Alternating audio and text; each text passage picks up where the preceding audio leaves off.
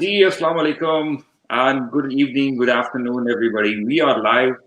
So today we are live with another interesting LinkedIn live session, and today we'll talk about digital learning. And I have one of my friend all the way from Pakistan who does not require any introduction in the training industry, especially in Pakistan. So, Wasif, would you like to start with a quick introduction about yourself, how you started your career, how you came into the learning and development industry, what you have been doing right now, and what are your core learnings about digital learning? And then we can formally start with our session. And the people who are watching us, they can type in their comments in the comment section if you would have any questions, any suggestions, any kind of recommendation about this topic. Don't feel shy, just write in, and from time to time, we'll take their comments on the screen. So, Wasif, handing over to you with a quick introduction. Thank you so very much, Noman, for inviting me over. It's always great to connect you. I remember when we connected during your last visit to Pakistan during our mission in Lahore. So it's always thrilling and exciting to connect to you. I started my journey 15 years ago as an HR and learning professional. With passage of time, I was lucky enough and passionate enough to be part of some of the global and local organizations into different verticals of HR, from reward management to learning and development, organizational development, to recognition models, HR business partnering, and of course, HR operations. So, with 15 years in my journey last year, I decided to take leap of faith, and I started my own venture by the name of Make It Happen. So, Make It Happen has two key verticals. One is employee learning and development, employee training and development, that is. And the other vertical is HR consulting for startups and mid-size level organizations. So it's been a thrilling year. It's a challenging year in every way possible. Make It Happen has been there, making it happen for all our clients and everyone around us. And that's how it has been so far. So 15 years of corporate journey into different roles of HR for different organizations, national and global organizations both. And now into this venture of Make It Happen. So it's been thrilling so far, and that's how it has been going so far.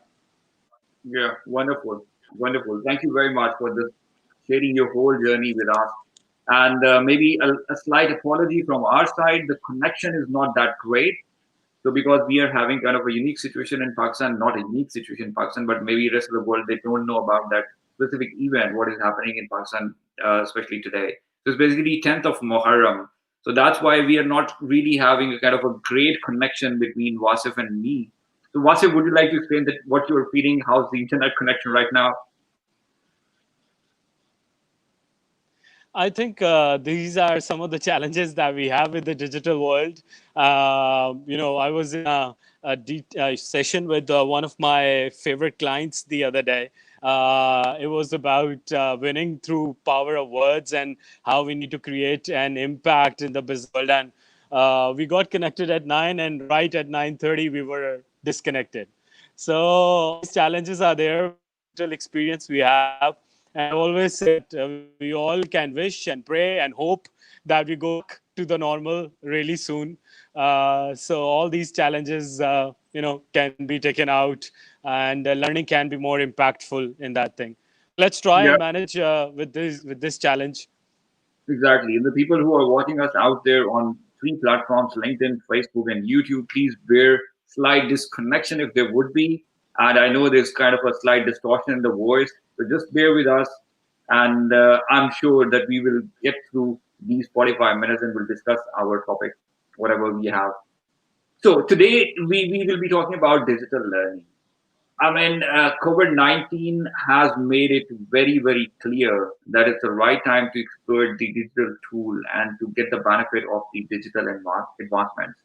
So, as a training professional, because you have a close contact with different industries, you have been working as an HR consultant, and you are working as a lead trainer as well. So, how do you compare pre-COVID and post-COVID world, especially in terms of learning and development? What has changed and what will change in the coming future, especially when we talk about learning and development? I think before COVID, that's a very relevant question. I think before COVID, a lot of organizations, a lot of clients, whenever we were used to talk about designing the learning journey for their employees, the factor of being reluctant was there. A lot of organizations, required that certain push to design a learning journey for their employees, and it was taken for granted by a lot of organizations that me and you know. But it's good to see and exciting to see that organizations have not only realized the importance of designing learning cycles for their employees, but also have realized that agility has to play a key role. And without be going agile, they cannot survive in a post-COVID world. Um, One of the other key factor that I experience these days, and in particular during COVID lockdown days as well, because now slowly, gradually, Pakistan is coming out of that phase where we are having this journey going back to the normal. So I still emphasize whenever I talk to learning and organizational development professionals, including my clients and people that I mentor and people that I meet and people in my network, we need to design a learning journey not only in terms of core programs, but also in terms of expectations that we have from that particular employee. And whosoever you engage, if you're designing it yourself being a learning professional, or if you're engaging any external facilitator for that, be it a trainer or a consultant, just don't engage them for a sprint. Engage them to create that magical marathon for you, where they can help you develop employee, not just for a express stint or an express sprint for 4 hours. This will not create any impact. Before COVID, maybe I still believe even before COVID, this approach was not very helpful. But I think COVID has given that jolt to the entire fraternity globally and in Pakistan, where it's a great chance not only to design the employee life cycle experience more realistically, but also to design the learning nurture as well. So it's not about communication skills. It's not about the typical team building programs. We have to come out of that mindset and design a transformational experience for the employees. So whatever we predicted in January this year is not real anymore. We have to move on. We have to redesign. We have to re-engineer. Maybe we need to have a pit stop for the employees and for our own self as well, being a learning professional, where we come up with solid frameworks that can help employees manage their learning cycle. A bit of maybe a bit of digital, a bit of physical. It has to be a mix. Too early to predict, or maybe too early to talk about. But this is one approach that I feel that learning professionals should have. The sprints will not help anymore. You need to engage, or you need to work on a long term basis if you are talking about employee development. Right. So I think a lot of people they're watching us from different parts of the world. For example, Afolabi watching us from Nigeria. He's saying hello, hello, and I'm sure. I mean, that's the beauty of digital world that we are connected to Oh, so many yes. at the same time, and the people are watching us in different parts of the world, and they can definitely contribute from their experiences, that what they are feeling and how they are combating the you can say after effects of COVID-19. Anyways, thank you very much for highlighting this point. What I would like to know, as the world has transformed into a different phase.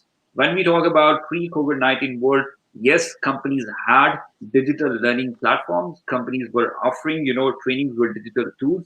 But obviously, people were more happy when they were supposed to have kind of a direct connection with a trainer while sitting in a classroom training, which is the conventional form of training, that you are going to a specific venue, you are going to a training room. Trainer is over there, bunch of slides, some team building exercises, some activities, and 2, 3 days, 4, 5 days session, and then that's all over. So definitely it requires different kind of skill set to absorb the training material, different kind of mindset to interact with the trainer. But now when we have came into completely a digital world, there are online coaching sessions. Trainers are using, digital platforms to interact with the trainees. Even university professors and the teachers, they are exploiting different digital tools to, conduct their classes. So altogether, it requires kind of a different mindset to get through this phase. So, what do you say to the people who are at the taking end, who are attending these kind of trainings via digital tools? What kind of skills they need to have? Some people, they are digital natives, they are digital savvy. For them, it's not a problem. We're talking about whichever platform they can instantly get into that platform. But some people who are not digital by nature, what kind of challenges they are facing and how they can enhance their digital learning skills? I think one thing that we all, even if we are digital savvy or even if we are in the phase of adapting or we are early native, we need to understand that whatever is happening, not only in Pakistan, but wherever is happening globally is not by choice. Entire groups that are working globally in different parts of the world, and the corporations which are working in Pakistan, they didn't adopt this as a choice. It was a scenario which was built where we had to go for this. So we need to admit this fact that we were not prepared for this. And I always say during my, in particular, leadership workshops, one fine day when you wake up and you get to that VUCA just got real. So volatile, uncertain, complex, and ambiguous, all those times that we were used to talk about got real. And here we are. We got the digital challenges, we got the content challenges and everything. Every person, as you said, the university professors, the learning professionals, the trainers, everyone is going digital. And unfortunately, we're not prepared for it. We are bombarding participants, we are bombarding students with a lot of content which they were never ready for. And we, unfortunately, I see global professionals doing it, going on Zoom or going live for the sake of it. So, we're living in an era now where we are going digital for the sake of it. So this has to stop, unfortunately. We are bombarding a generation with a content which we are not even ready for it. So through this phase, and I also disagree on this fact that this is the new normal. This is not the new normal. It's a scenario that we are going through, and all of us are super excited. All of us are looking forward to go back to the normal. So let's tackle this scenario, as a challenge. None of us want to we don't want to spend hours on digital. We want to be in a physical world. We want to go through all those interactive activities. We want to be engaged. We want to be excited. We want to spend time with each other. That's how we are designed. That's how the nature is. So we have to stop scenario as this is the new normal. We will go back to the normal, but we are going through a scenario.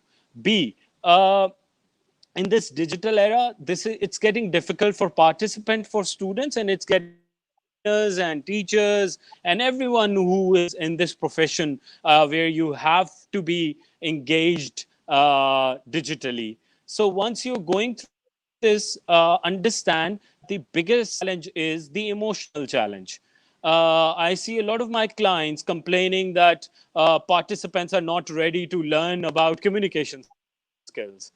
And when I ask them, would you like to why would you like them to learn about communication skills? The answer is no. We have to engage them one way or the other. So let's do this, for the sake of it. That's what I said when we started the session. That's what I said. let's spend time in designing the learning cycle. Let's spend time in designing the nomenclature that we need in a digital world. So that Right. can make more sense. And we just follow the world for the sake of it. If you want to prepare yourself, make sure if you're built for it, and only then this can be impactful. And Yeah. please focus on this fact that we are going back to the normal real soon. I pray and I hope and I wish. In Pakistan, the transition is pretty fast. Our numbers are decreasing every day. So I think we'll be first one to embrace the normal routine real soon, inshallah. So I think a lot of people need to spend time on that learning cycle where they need to design it for the employees and think about what would they do when employees will go back to the workplace. How would the new workplace would look like? What skills that Right. you need to work upon, that you want your employees to achieve, and how you would design the entire experience would it be a mix of digital and physical, or you would like your employees to go through all those physical things again? And if yes, please make sure you don't spend time on monotonous programs which are not adding value to your employees and to your organization. Yeah.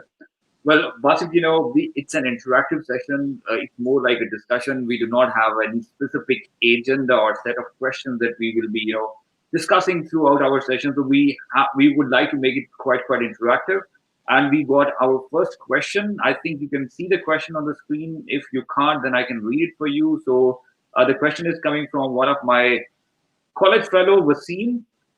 He's working with with a pharmaceutical company in Germany as an IT professional.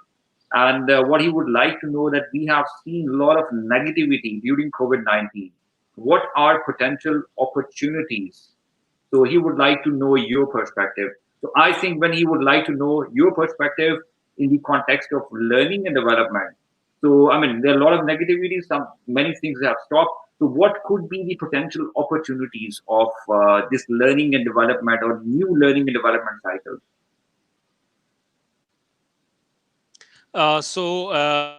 If I understand correctly, the question is about the new potential opportunities which are brought by COVID 19.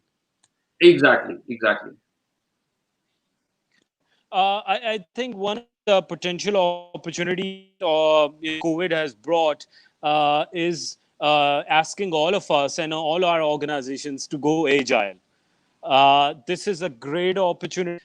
Individually, I have adopted the same for myself as well. I was used to work very closely on how an agile organization looks like. What is an agile organization? The processes, the structure, the design of that one thing that we have done. And then I replicate the same on myself as well and for my own venture, which is Make It Happen. So I replicated the same in my organization and on myself, and I'm helping my client organizations go through this phase in the same way. So I think when I say agile, so if your organization is ready for another COVID 2021, God forbid. I hope that does not happen. But I always say that coming out of the storm is superb, is great. But please make sure that next time you go through the storm, you're a different person too. So I think one of the how I see it, the opportunity that COVID has brought is asking all of us to ask challenging questions to us. As I always says that great organizations are the ones who change themselves when they are on the top of their game. Right. Thank you So very this is much. something that we all need to ask ourselves.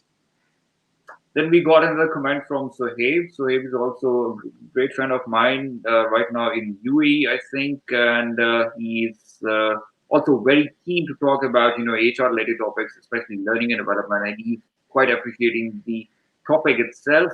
And he has its own thoughts that HR fraternity have embraced to move into digital space and have accepted the new norm of work, competition, and growth. The more you curl and lift weight, the bigger muscle you will make, of course. Uh, Sure. And then another comment on say it's time to leave the comfort of a pool and take a nose dive in the canal to swim and better to be against the tide to test your skills. We can't simply pray to be back to normal when we talk about agility, artificial intelligence, and so on and so forth. Exactly. I think this is exactly what you are talking about. That you can't really pray and wait for the things to get over. It's I think within the grasp of each and every individual to, sway the circumstances in a way that you don't use circumstances as an excuse, but you use them as an opportunity. Absolutely. I think a lot of organizations, which is very exciting in Pakistan, a lot of organizations have embraced this fact that this is a great opportunity, and I refer it as a pit stop. So I think this is a great pit stop for a lot of organizations where they are, working on now, where they are now working on transformation. They're working on going agile. They're redesigning the organizational design, which I firmly believe is a very strong phase where when you decide to go into an organizational development or a transformational journey. I think organizational design plays a very vital role in that. So a lot of organizations in Pakistan have now realized, and they are working on the same mindset where they are talking about adapting technology. They are talking about big data. They're talking about machine learning, but they are also realizing that before we take a deep dive into the ocean, technology ocean, they also need to understand the organizational design, the structure, the purpose that they came into being for, the value integration program, and how they need to work on the bigger canvas for employee development. So that's very heartening and exciting to see. Right. And what's if as you are based in Pakistani market and you have, you can say, more than a decade of experience in coordination with different industries. You worked as an HR professional, then you worked as a learning and development professional, and now you're working as a consultant. So I'm sure that you will be having a lot of contacts in different industries and different markets with different employers. So what kind and which type of digital learning tools are being used in Pakistani market?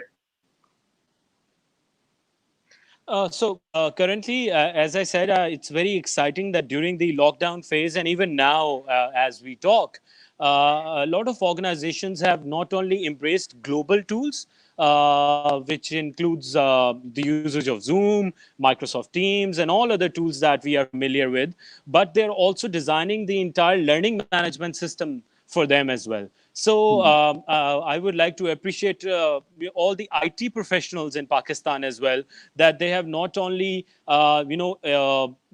pushed themselves, but they have also adapted this transformation journey for themselves as well, in understanding what organization needs are and how they also need to create a sync with learning and HR teams in the organizations. And HR, has take the front seat as well, and it's really exciting to see that a lot of HR professionals have spent quality time in understanding and designing the entire learning management system for their employees, so which is very very exciting as well. So the sync that IT and HR has created in a lot of organizations, which includes national organizations and global organizations which are working in Pakistan, is great. And a lot of organizations are now customizing the entire learning management system around their employee needs. And something which is very heartening to see, they're just not doing it for the sake of it. They're just not doing it for time being. They're doing it for a long shot. That once we go back to the workplace, how we need to create a learning mix for the employees, and how this has to be integrated into the organizational design. So a lot of global approach in terms of tools is there, and a lot of local professionals are also playing their building block role in designing a learning management system for the employees. Yeah, I think this is kind of a fantastic world we are living in right now. I was reading, and I mentioned in my previous LinkedIn Live as well, that Tony Robbins, one of the famous or one of the biggest motivational trainer in the world, I mean, in 1 year, he goes to, let's say, 14 different countries and millions of participants, and he motivates them. But now it's not the case anymore. Now he cannot travel. So I think a couple of months ago, he came up with an idea of having first ever virtual conference with hundreds of people from all over the world. And he said that, in his 40 years career, it's the first time that he has gone for his conference by using the digital available tools. So I think it's gonna change the whole paradigm. The once even when the COVID-19 would be over and we'll get back to the normal world, still it will be a combination of a lot of things that we had before COVID-19 and many things that have been introduced during the COVID-19 phase. So it has to be kind of a combination of offline, online, face to face, physical, etc., etc.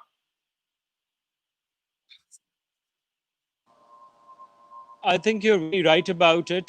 This has to be a mix. But just to add in, because I'm also working for a couple of global clients of mine, which are based in Middle East and into UK as well. And I was exchanging ideas and how we need to transform this whole experience for employees with them, and then obviously organizations which are in Pakistan as well. I think the point that you're talking about is superb, is very exciting that we design such sort of a thing. But at the same time, I think organizations are showing this intent and approaching this whole situation in terms of evaluation as well. So I always talk to HR and learning professionals that running a 2-hour program on design thinking for 50 odd people who are glued into their Zoom screen, and then running a evaluation program or asking a trainer or a facilitator or a coach to provide you evaluation within 30 minutes is something which is not adding value. So don't run programs just to evaluate people. These are hard times, these are challenging times, and I always say these are emotionally charged times as well. People are thinking about different all of us have different thinking patterns, but people are thinking into different dimensions. What will happen when I go back to my workplace? How would I greet my friends? How would I work with my workplace buddies? The sort of work I was doing before COVID, would it remain the same? So, in such times, if you run learning programs or you design learning programs for the sake of evaluation, it's not going to help. Or if you're just running learning programs just to make sure that you zoom into their personal lives and they are glued and you keep a check on them, unfortunately, this would not help you. This approach never helped any organization globally. We know a lot of global brands which are not there on the face of this planet anymore. So let's not follow practices which are obsolete. Embracing digital or adapting the digital also has to be rechecked as well. So create that purpose for your organization, create purpose and meaning for people as well, if you really want them to be digitally engaged. Mind you, this is not how we are designed. We are not designed to glue to our screen for 8 hours a day or maybe 2 hours a day. It's not something normal for ourselves and for our families. So, in such times, yes, it's good to run engaging programs. It's good to design learning programs, but design it around a certain need. And if you really think that a program is not required, or maybe you just need to have a heart to heart, that's also wonderful. But please design it in a way. I just give you a quick example. One of my client, who's been working with me for a year now, approached me yesterday, and the HR team member said, we need to run a leadership program for 4 hours. And when we went into a dialogue, I asked her very politely that, during this lockdown phase when people were uncertain and situation was uncertain, Did you guys roll out any video message that can engage people, that can give people a sense of belongingness, a sense of ownership? So the answer was no. So running training programs is wonderful, but I think as I that is why I'm emphasizing again and again on this fact that designing the learning journey is critical. Running training or learning programs is good to have, but designing the learning journey is critical to have. So don't let's not lose focus. Sometimes our lens that we use to see the world is a bit blurred up. So it's a good time to clean it up, and then add value to people. Let's just not keep on sending people because we had registered 8 people and three Yeah. people dropped out and they had to go somewhere, and we just added three more people.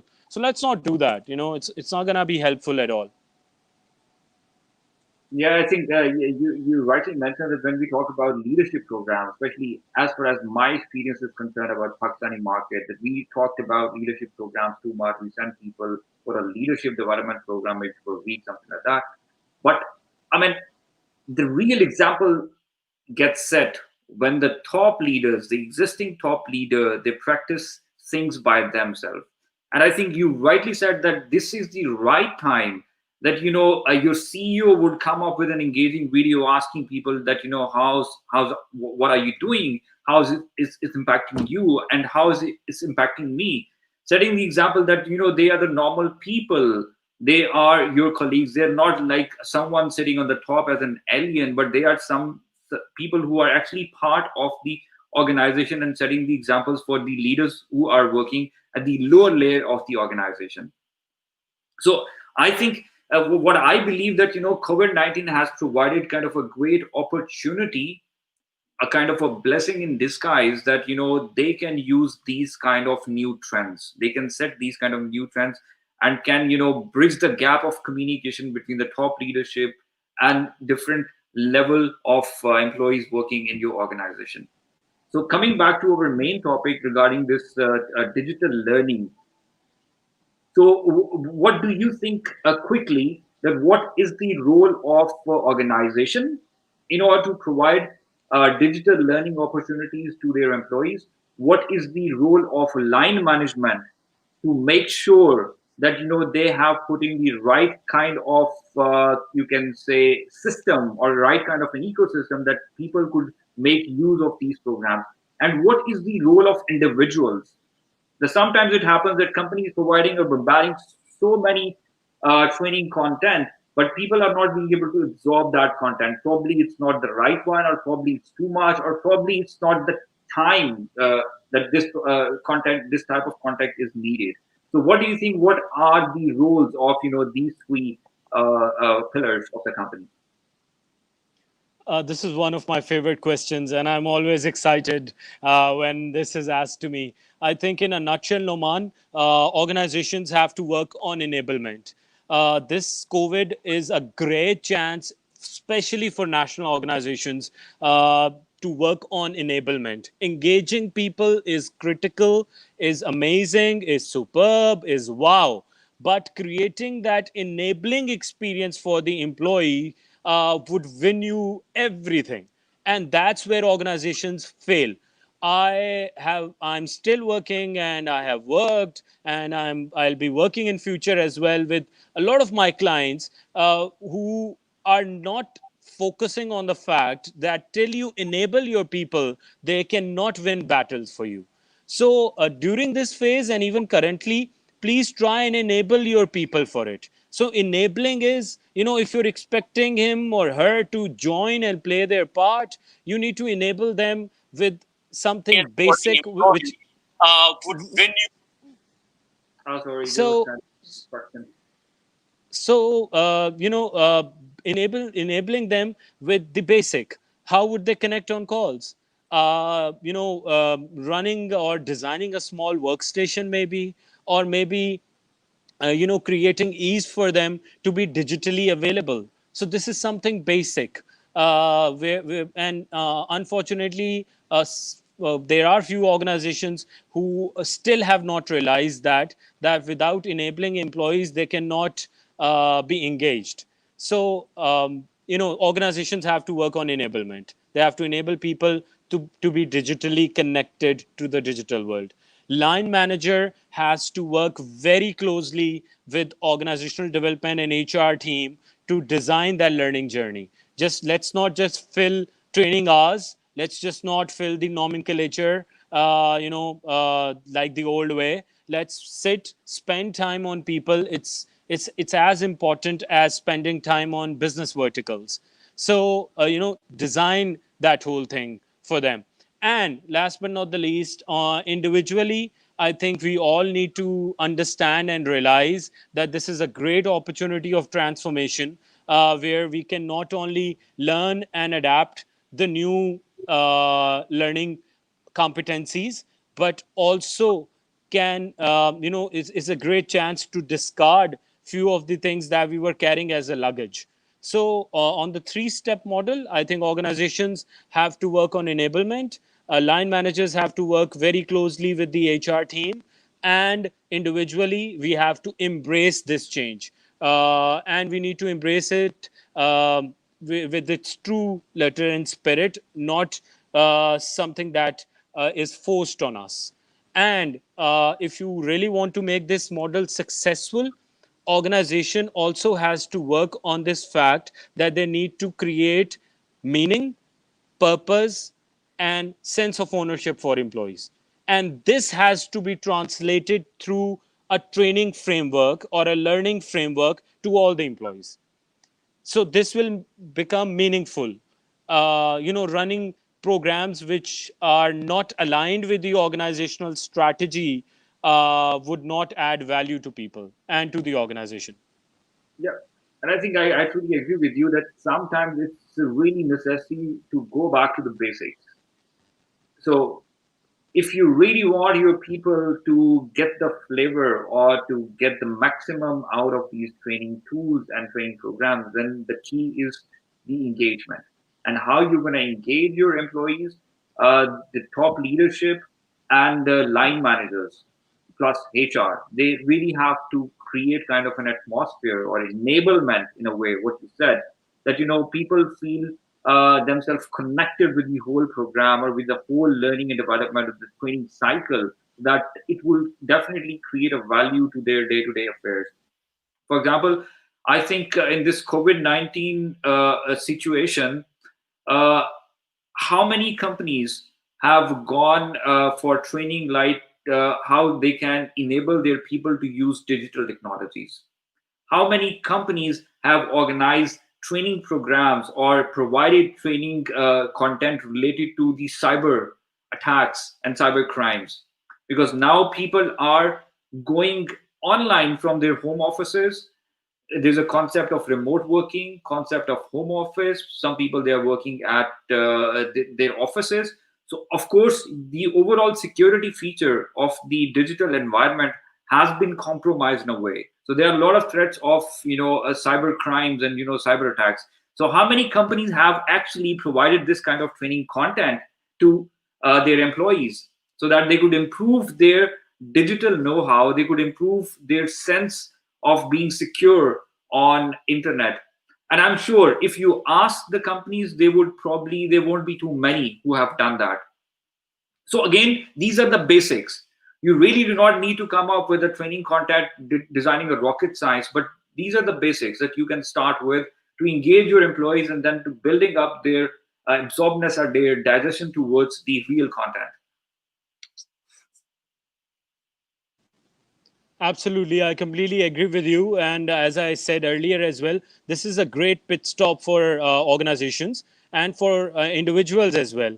So, remember those days when we were used to complain that everything is, out of pace and everything is traveling way too fast. Well, this is your golden opportunity. You have a pit stop, create it for yourself and for your people, and then work on designing and shaping future for your organization and for your people. Right. So, Wasif, I think we still have, well, let me check how much time. Yeah, we still have 5, 6 minutes to go before we wrap up our session. So, what would be your suggestion to the young people who are watching, who are students, who are graduates, who gonna start their professional career quite soon, and they are looking forward for some kind of content which could help them to, you can say, land smoothly in the corporate sector. What are the free, I mean, in your experience or in your knowledge, what are the free training resources available that a common person could use while using different platforms? I think everyone who's glued to their screens right now or gets a chance to hear to this later on, I think create mentors for yourself. I think mentors, creating mentors for yourself would not charge you anything. If you're watching this video on behalf of Noman and on my own behalf, if you reach me or Noman on LinkedIn, we would not charge you. So, writing or dropping down a message, to people like us with your resume would not help. It's something that, there is a high chance that we will never reply you back. There is 1% chance that we may help you with your resume and everything. Creating that network with people in the industry is magical, especially if you're a student. And LinkedIn is an amazing tool for that. So what you can do is you can not only create mentors on LinkedIn, but LinkedIn Learning is also a brilliant tool. So try and utilize this tool for yourself. Creating a mentor would help you two ways. A mentor would not only help you guide through the right career path, but would also help you take critical decisions of your life, and would also help you designing a learning cycle for yourself. There are a lot of tools available. Coursera is one of my favorite digital tool. I think people have done wonderful job on Coursera. So you can always log into Coursera. You can make investment on that Coursera. Why I say it's an investment? Because I promise you it will pay you back. So spend time on yourself and designing and educating yourself into the field. A. B. My message to all the youngsters, please no self pity.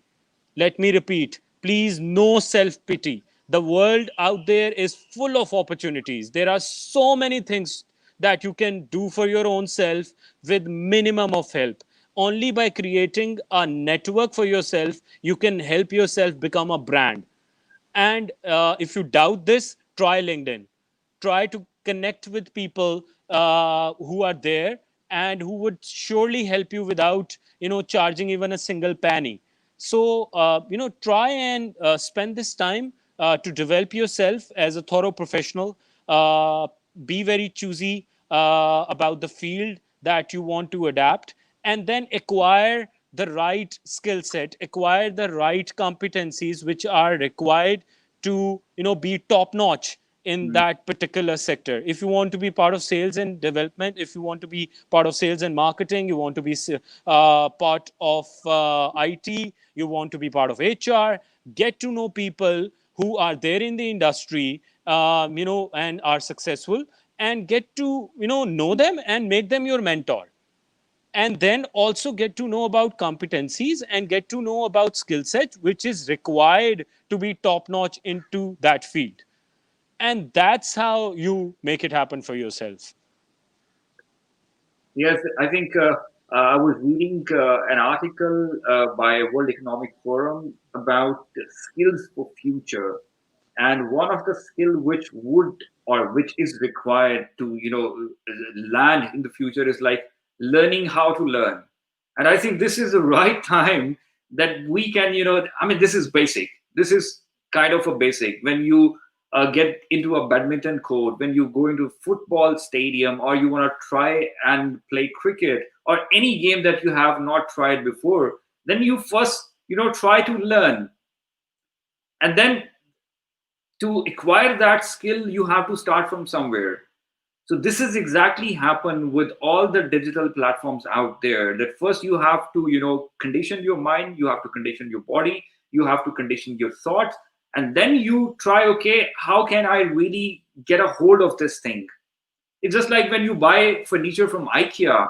and you can say you wanna assemble your dining table, you want to assemble your you can say a living area of furniture. I'm sure in Pakistan it's not there, but a lot of people, we are living in an international world, they know how IKEA works, that they provide you your furniture in bits and pieces, they give you a map, you grab your the whole living area furniture or your bedroom furniture, you bring it at your place, you open the map, you figure it out, okay, where and what I need to assemble with with whom, and then you create your own stuff by following the directions.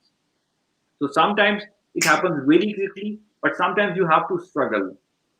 So this is exactly happened with our digital technologies as well. The moment you get into, let's say, OBS, a software which is used for live streaming, it looks very, very complicated right in the beginning. Trust me. If you say that, you open something, you will feel like that, okay, why I'm using it. But the moment you spend uh, 20, 30, 40 minutes on that software, then you at least you get a hold on the tools and the functionalities and the features of that Absolutely, software. absolutely.